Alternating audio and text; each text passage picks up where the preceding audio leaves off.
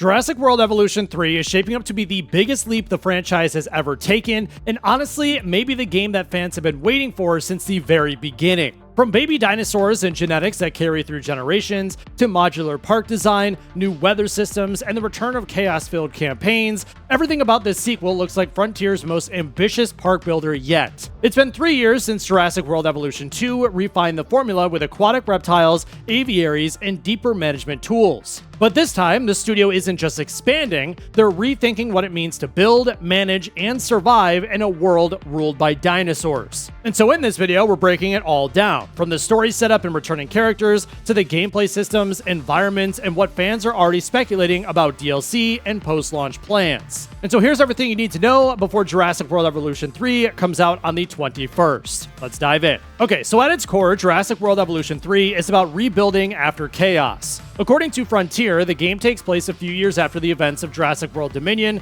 and Evolution 2's campaign. Dinosaurs now exist in ecosystems across the world, and humanity has accepted that coexistence is the only way forward. But just because dinosaurs roam freely doesn't mean the danger is gone. The story focuses on new park initiatives designed to protect species and study their behavior, while keeping both the animals and people safe. You play as the director of a next-generation conservation project, someone tasked with not just containing dinosaurs, but understanding them. The campaign, split across multiple global regions, will reportedly blend story-driven objectives with open-ended park building. Dr. Ian Malcolm, voiced again by Jeff Goldblum, is confirmed to return alongside Dr. Ellie Sattler and Claire Dearing, reprised by Bryce Dallas Howard. Their roles this time seem less about warning humanity and more about guiding it, helping players make decisions that balance science, ethics, and survival. But what's new here is scope. Frontiers tease that Evolution 3 will feature multiple interconnected parks across different biomes, meaning your decisions in one environment can impact operations elsewhere. And so that setup makes the story feel larger than any single island or park could, expanding the concept of Jurassic World beyond fences and attractions into something that feels like a true global ecosystem. And that theme of evolution, adaptation, and responsibility is built into the mechanics themselves. And so to understand how Jurassic World Evolution 3 changes things, it helps to look back at where the series started. The first game in 2018 was a love letter to the movies, cinematic, accessible, but limited in depth. You built exhibits, managed power, and kept guests alive long enough to make a profit. It was flashy and fun, but surface level. Then Evolution 2 took it a step further.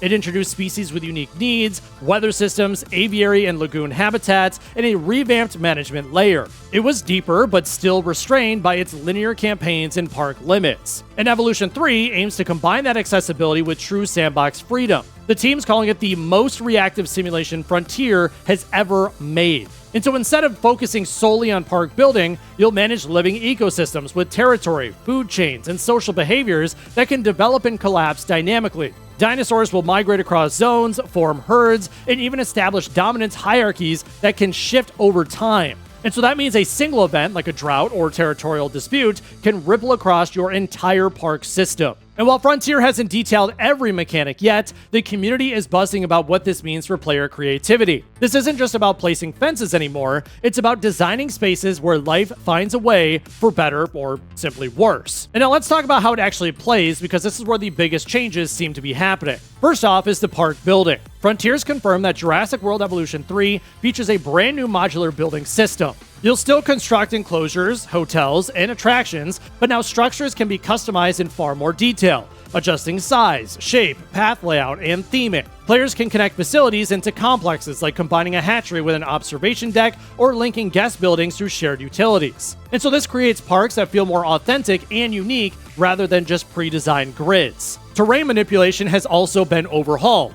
Biomes aren't just visual this time, they affect temperature, foliage growth, and species compatibility. Deserts, wetlands, jungles, and tundras all have environmental modifiers that influence dinosaur health and behavior. And next is dinosaur and genetics. Now, the dinosaurs themselves are the centerpiece, and this is where Evolution 3 truly evolves. The sequel introduces a generational genetic system, meaning dinosaurs don't just exist as static clones, you can breed successive generations, and traits like aggression, disease resistance, or even color patterns can carry over. And for the first time, baby dinosaurs are officially confirmed. Frontier teased a new life cycle mechanic where hatchlings grow over time, requiring dedicated nursery enclosures and unique care routines. You'll need to manage parent-offspring relationships, herd dynamics, and predation risks in a way that adds genuine emotional depth to the simulation. On the scientific side, the return of the genetics lab system gives you control over DNA splicing, allowing hybrid species and experimental crossbreeds. Frontier hasn't said if the Indominus or Indoraptor lines return, but fans are already speculating about new hybrids unique to this game. And on top of all of this, there's weather, disasters, and the AI. Frontier says weather and environmental hazards are now fully dynamic, influenced by global climate systems. Floods, heat waves, and storms don't just look cinematic, they change how your dinosaurs and guests behave. AI has reportedly been overhauled so carnivores actively stalk prey, scavengers clean carcasses, and herbivores migrate together for food. And Frontier's goal is to make the parks feel alive even when you're not directly interacting with them.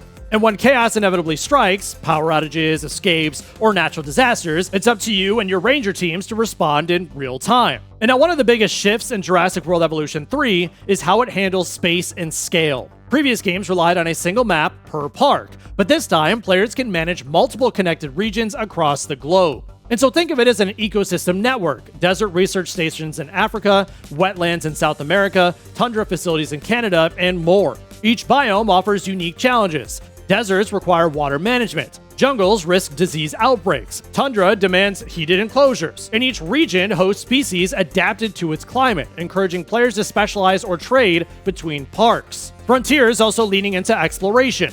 Ranger vehicles, drones, and expeditions can travel between zones, allowing you to study dinosaur behavior in the wild or rescue stranded animals. And visually, Evolution 3 runs on an upgraded Cobra engine with dynamic lighting, higher fidelity models, and a new day/night and seasonal cycle. And so expect lush jungles, blizzards, sandstorms, and auroras that all affect gameplay. And this environmental variety gives players the freedom to build not just parks, but worlds. And of course, the dinosaurs are the real stars, and Evolution 3 looks set to deliver the largest roster yet. Frontier confirmed over 100 species at launch, with both returning favorites and brand new additions. Hybrid and aquatic species are expected to return, though Frontier hasn't officially detailed them yet. Fans are also speculating that Evolution 3 may include new marine ecosystems, possibly with customizable lagoons or deep-sea research facilities. And while the team hasn't confirmed feathered dinosaurs yet, concept art hints that certain species will reflect modern discoveries, which is aligning with the more scientifically accurate look seen in Jurassic World Dominion. And now, much like its predecessors, Evolution 3 will feature multiple gameplay modes catering to both storytellers and creative builders. First off, the campaign mode. The main campaign ties directly into the narrative of global dinosaur management. Missions are region-based with branching objectives and voice-acted scenes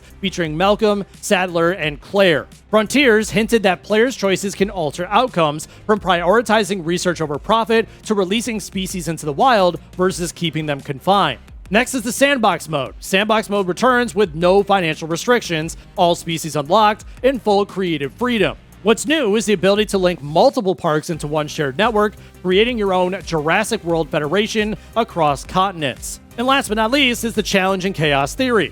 Challenge mode adds time-limited scenarios, while Chaos Theory missions return to reimagine moments from the films, though this time they'll include Jurassic World Dominion and new what-if scenarios involving alternate outcomes from the parks. And so together, these modes create the most complete Jurassic experience that Frontier's ever delivered. And even with all the confirmed details, Jurassic World Evolution 3 is generating plenty of speculation, and honestly, it's not hard to see why. Fans are hoping for a full-fledged aquatic management, allowing underwater guest attractions, submarine tours, and dynamic feeding events. Others want expanded genetic options, letting you tweak DNA beyond stats, think pattern editing, color layering, or even creating unique species lines. One major wish is deeper park economics. While Evolution 2 improved guest systems, players still want more control over pricing, advertising, and visitor AI. Frontier has hinted that guests will now have diverse needs and personalities, possibly tied to demographics like families, scientists, or thrill seekers. And of course, there's talk of DLC. The studio is known for a steady post-launch support with the previous games. And to expect more of that, but potentially on a global scale, introducing entirely new regions and historical dig sites. And speculation also points towards possible cross-park events. And so imagine a rogue dinosaur migrating from one map to another, forcing emergency containment missions across your network. And it's that kind of system that Frontier has teased, and it fits perfectly with the idea of a living Jurassic ecosystem. And while Jurassic World Evolution 3 hasn't launched yet, early press previews and community reactions are overwhelmingly positive. Fans are calling it the sequel Evolution 2 should have been, praising the expanded building tools, generational breeding, and focus on realism. Critics have also highlighted how much more immersive the world looks thanks to the weather, lighting, and AI upgrades. And now some concerns do linger, mainly around system performance and park size limits, which were sticking points in Evolution 2. But Frontier has acknowledged community feedback, promising optimization and scalable sandbox settings for high-end PCs and consoles alike. And so overall, hype is high, and Frontier seems to know that the pressure's on. After Planet Zoo and Evolution 2, this is their chance to perfect the formula that they've been refining for years. And so where does that leave us heading into release? Well, Jurassic World Evolution 3 isn't just another sequel, it feels like the true realization of what this series was always meant to be. A living, breathing ecosystem simulator where your parks evolve alongside the creatures you've brought back to life. Between the new generational breeding systems, baby dinosaurs, modular construction, and global park networks, Frontier is promising a sandbox that finally bridges spectacle and simulation. And yes, there are still questions. How deep the management side really goes, how stable those dynamic systems will be, and whether the game can balance realism with fun. But if it all comes together, this could easily be Frontier's masterpiece and one of the best management games of the decade. So my overall question to you is, what do you think about Jurassic World Evolution 3 so far? From all the gameplay that you've seen, from everything that we talked about in the video today, are you excited for it? Did you play the first two? Let me know in the comments down below. Would definitely love to hear your thoughts. And if you guys did enjoy this video, make sure to leave a thumbs up, hit that subscribe button if you're new, as I will continue to make more videos just like this one. Until next time.